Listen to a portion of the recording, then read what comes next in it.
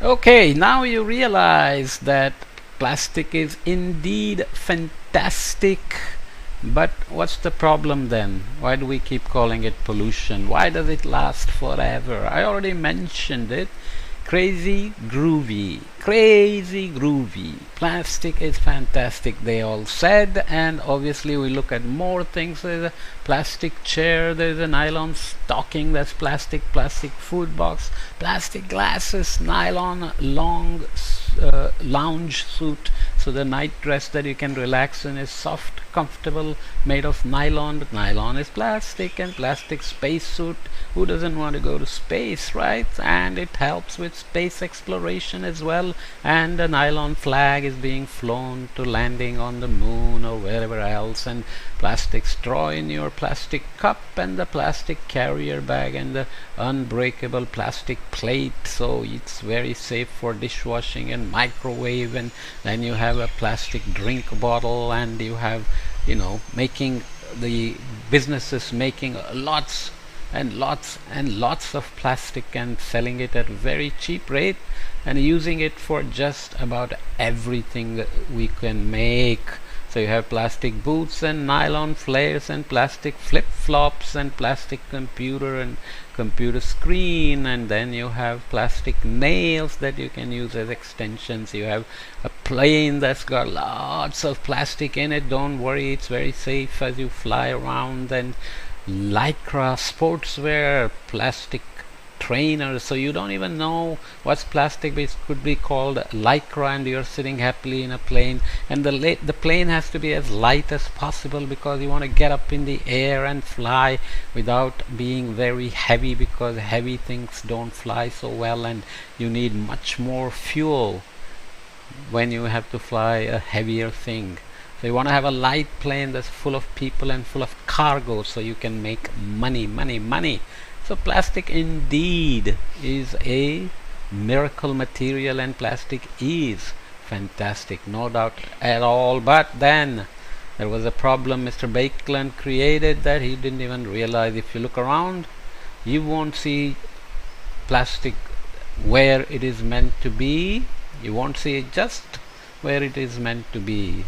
You will see it where it is not meant to be, because one of the most amazing things about plastic is that it does not biodegrade like natural things. Wow, that's a big word. What does it mean, Grandpa? What does it mean, Aja? So here is a plastic bottle floating around. Here is a happy man drinking his drink with a plastic bottle and a plastic lid. And is he going to be careful and carry it with him? But there is somebody already who threw a plastic here, pieces of plastic floating around here, and the real ducks are going around and thinking, what's happening? So we are all made of biodegradable material. That means when we die, somebody eats us. It's energy for somebody else. The bones will last for a long time, but that's calcified material, and it helps us remember from old days. We look at some calcium carbonate shells and bones and find Neanderthals and mammoths and mastodons and saber-toothed tigers and so on and so forth. But plastic, on the other hand, is being produced at such a huge amount because we make everything from plastic. And if it does not biodegrade, that means there is not too many creatures, there are not too many animals, bacteria that can eat plastic. So it can just stay there. This plastic bottle may stay there for centuries. It may stay in a landfill where all the trash is thrown for decades and centuries, and here are people happily overflowing a trash can which itself may be made from plastic, and you have a nice canal, and you have a nice bridge and a nice picnic spot, and people are walking around but carrying super bag plastic bags, and there is a plastic wrapper carelessly thrown by somebody, and somebody has left a little plastic bag full of their picnic material waste that they didn't put in the trash can, maybe because that was already full. There is a plastic bottle there, and you have plastic. Everything is plastic here as well. So we just getting used to seeing plastic everywhere and think that's no big deal, or are we saying there is nothing we can do? Well, we should not think it's everywhere so we cannot do anything. In fact, we can do something. So let me explain, says the author. If a leaf drops to the ground, it will go yellow, then brown, and all skinny and thin until it's just mud and dust, becomes part of the dust to dust business. Remember this old saying, dust to dust and something to something. What is it? You remember? You should remember. So here is a leaf falling that'll be biodegraded because some microbes will eat it. It takes a few months, of course. You can't see them, but bugs are eating the leaf and breaking it down into materials like CO2 and soil. After 1 month it's changed its color and then it'll be gone. And it's the same with an apple core or any natural thing. This is called biodegrading because some biodegrading means organic matter, natural materials are food for somebody. So apple cores take about 8 weeks to biodegrade. So you can put it in the soil and make the soil richer because you're returning the nutrients in the apple core back to the soil. You're being a good boy. So after 1 week, and you see close up what happens of what is happening. Munch, there is little bacteria, microbes that are eating it, but about 6 months later, nuts and everything is become dust, mud and dust. Okay, and there is a happy earthworm that it's able to convert whatever little remaining organic matter back into actual soil. Earthworms are called earthworms for some reason, and they are very useful. They do a great service for us by reproducing soil. So we had to cut the video because in the background you saw somebody working in the apartment snuck into the video. They don't know that I'm recording, and that if they move behind me in the other room, they end up showing up in the video.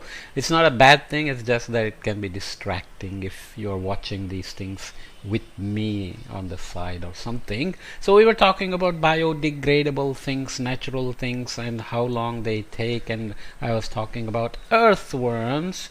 Earthworms eat lots of things and they convert it into soil for us. They eat a lot of organic matter, rotting and not rotten but still edible, but leaves and banana leaves and maybe paper and twigs and so on, and they digest it and poop out soil. Earthworms are harmless and they're cute to look at, so don't step on them, don't kill them, and save them. In fact, more the earthworms, the better the soil quality. Okay, farmers love earthworms. They buy earthworms and put them into the soil sometimes. But what are we doing? We are producing plastic which is not biodegradable. Here is a plastic bottle thrown carelessly by somebody in a park, let's say. Sees a rainy season, and I split the book is printed on a big format, so I cannot show in one page, so I had to split it, and unfortunately you end up splitting it this way. So after 1 month it's sunny and the grass is drier, but nothing happens to the plastic, and then you go after 6 months, it's snow and it's still sitting there, and after 1 year it's back to being sunny and rainy and it's still sitting there. So plastic is different than biodegradable materials, natural materials, leaves, twigs, banana peel and so on. If it drops to the ground, if somebody just dropped it carelessly on the ground, it just stays there. How long? For years and years and years, and it just doesn't biodegrade. You shocked now? You say, Ajja, really? Yes, really, children. This makes plastic actually super useful, because imagine a bottle or a can or a bucket or whatever that is not biodegradable. You can put things into it and keep it there forever, but that's also a bad thing. This creates a problem, and now you're going to ask me what kind of problem? Well, plastic will end up showing up everywhere, and in fact you should be looking around every day saying, why is that plastic there in a park, on the road, in the pool, in the river, anywhere, in the ground and in the lawn and so on and so forth, sometimes on the tree, as we said. So we'll come back and see why plastic ends up everywhere and everywhere and everywhere, even in the middle of the ocean, and not only in the middle of the ocean at the surface, but in the middle of the ocean at the bottom of the ocean, several kilometers deep, around the necks of fish and dolphins, and in the fish as well, and so on and so forth. Okay, so we'll come back and talk about that. Let's make sure the video is okay because of the pause and the restart, but it should be okay. See you in the next podcast talking about how plastic ends up everywhere. Okay, come back.